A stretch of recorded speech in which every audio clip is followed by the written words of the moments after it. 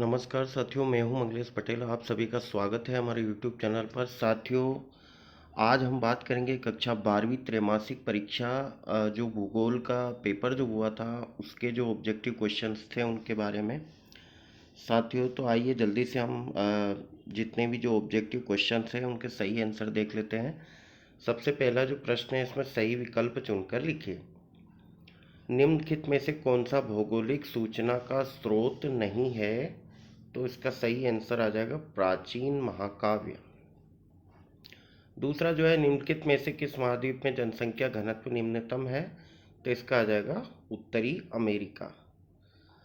लाल collar श्रमिक किस क्रियाकलाप के अंतर्गत आते हैं? तो इसका आ जाएगा प्राथमिक क्रियाकलाप।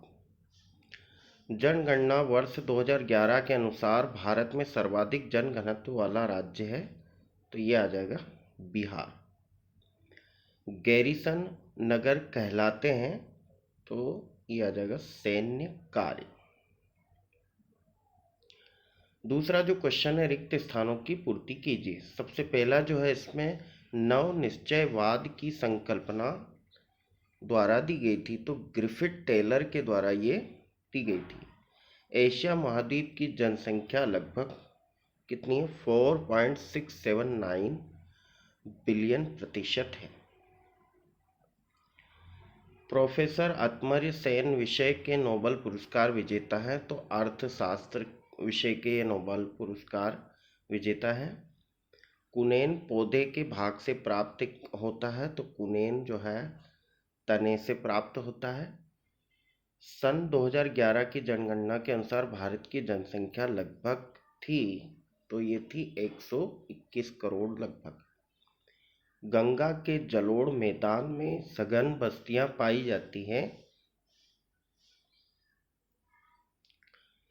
तीसरा जो क्वेश्चन है, सही जोड़ियां बनाइए। सबसे पहला है इसमें सर्वाधिक जनसंख्या वाला देश, तो सर्वाधिक जनसंख्या वाला देश जो है वो हो जाएगा चीन। दूसरा जो है सर्वाधिक जनसंख्या घनत्व वाला महाद्वीप, तो ये एशिया महाद्वीप है। सबसे कम क्षेत्रफल वाला महाद्वीप, तो ये हो जाएगा ऑस्ट्रेलिया। सर्वाधिक जनसंख्या वृद्धि वाला महाद्वीप, तो ये हो जाएगा अफ्रीका। सबसे कम जनसंख्या वाला देश, तो ये हो जाएगा मैक्सिको। अगला जो प्रश्न है साथियों, सत्य असत्य लिखिए। विश्व की 90% जनसंख्या 10% स्थल भाग पर निवास करती है, बिल्कुल सही है। प्राथमिक क्रियाकलाप से जुड़े लोग उच्च रहन आधुनिक तकनीक का उपयोग करते हैं, बिल्कुल सही। सॉरी, ये बिल्कुल गलत है।